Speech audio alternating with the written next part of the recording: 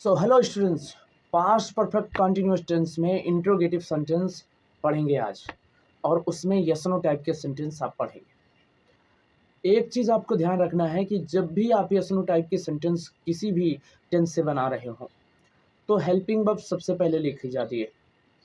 Yes no type sentence की पहचान कैसे होती? ऐसे क्वेश्चन जिनका जवाब यस या नो होता है वो सारे क्वेश्चन यस नो टाइप के सेंटेंस होते हैं। और जब भी हम किसी यस नो टाइप सेंटेंस को ट्रांसलेट करना होता है तो हेल्पिंग वर्ब सबसे पहले लिखते हैं, फिर सब्जेक्ट लिखते हैं। बाकी जैसे अफर्मेटिव बनाते हो ना आप, वैसे ही करना होता है। लेकिन यहाँ पर पास्ट परफेक्ट कंटिन्यूअस टेंस में इंट्रोगेटिव का यस नो टाइप समझ रहे हैं तो उसके लिए हम एक रूल लिखते हैं। उस रूल को आप ध्यान से देखिए। सबसे पहले आपको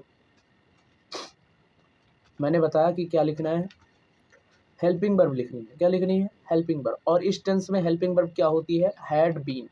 जब भी दो शब्दों वाली हेल्पिंग वर्ब हो सब्जेक्ट उनके बीच में रहेगा। जब भी यस नो टाइप का सेंटेंस होता है तो सब्जेक्ट, अब हैड के बाद क्या लगाएंगे? सब्जेक्ट लगाएंगे।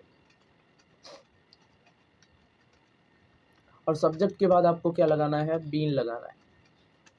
बीन के बाद आपको वर्ब की आईएनजी फॉर्म यूज करनी है, और वर्ब की आईएनजी फॉर्म के बाद आपको ऑब्जेक्ट यूज करना है।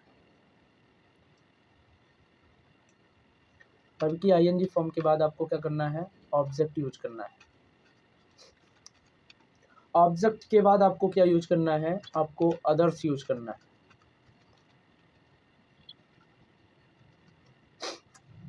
सॉरी अदर्स नहीं। ऑब्जेक्ट के बाद आपको सिंस या फॉर यूज करना है। ठीक है, सिंस या फॉर यूज करना है। सिंस या फॉर के बाद आपको टाइम यूज करना है, और लास्ट में क्वेश्चन मार्क। ये पूरा रूल है। आपको जब भी पास्ट परफेक्ट कंटिन्यूअस टेंस के interrogative sentence yes no type को बनाना हो, ट्रांसलेट करना हो, तो ये रूल आप फॉलो करेंगे जो आप स्क्रीन पर देख पा रहे हैं। चलिए फिर इससे एक सेंटेंस भी लेते हैं एग्जाम्पल के लिए। सेंटेंस जैसे है कि क्या क्या तुम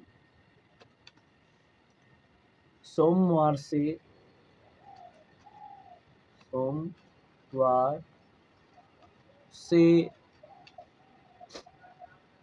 पढ़ने नहीं आ रहे थे? पढ़ने नहीं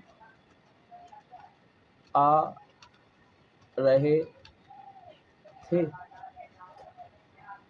क्वेश्चन मार्क। ये है सेंटेंस। इस सेंटेंस को आपको ट्रांसलेट करना है। रूल आपके सामने है, रूल ऑफ फॉलो करेंगे और सेंटेंस को ट्रांसलेट कर देंगे। तो सबसे पहले मैंने बताया जब भी यस नो टाइप का सेंटेंस होता है आपको हेल्पिंग वर्ब यूज करनी होती है। तो ठीक यहाँ भी आपको हेल्पिंग वर्ब यूज करनी है। हेल्पिंग वर्ब यहाँ क्या है? हैड। हैड यूज करने के बाद आपको सब्जेक्ट लिखना है। सब्जेक्ट कौन है? तुम, तो यू हो जाएगा। और सब्जेक्ट के बाद आपको क्या लिखना है? बीन लिखना है। आप रूल में देख सकते हो, तो बीन लिखेंगे आप। और बीन के बाद आपको मेन वर्ब की आईएनजी फॉर्म लगानी है। तो यहाँ आ रहे हैं, तो आ रहे, आने की अंग्रेजी क्या है? कम। कम में आईएनजी लगाएंगे, कमिंग हो जाएगा। कहाँ आने की बात हो रही है? पढ़ने आने की। Coming to read. फिर उसके बाद पढ़ने आने की बात हो रही थी, हमने वो लिख लिया। कब से आने की बात हो रही थी? सोमवार से। जब भी शब्दों वाला समय होता है हम सिंस लगाते हैं, तो सिंस लगाओ, सिंस। और सिंस के बाद आपको यूज करना है सोमवार, तो मंडे। यहाँ क्या लिखेंगे आप? मंडे लिखेंगे। और मंडे के बाद आपको क्या लगाना है? क्वेश्चन मार्क लगाना है। लेकिन इसमें देखेंगे तो आप निगेटिव वर्ड नहीं भी आया है, तो नहीं को आपको किसके बाद लगाना है? सब्जेक्ट के बाद लगाना है। किसके बाद लगाना है? सब्जेक्ट के बाद। यहाँ पर आप दोनों के बीच में ही तो लगाते थे, नहीं?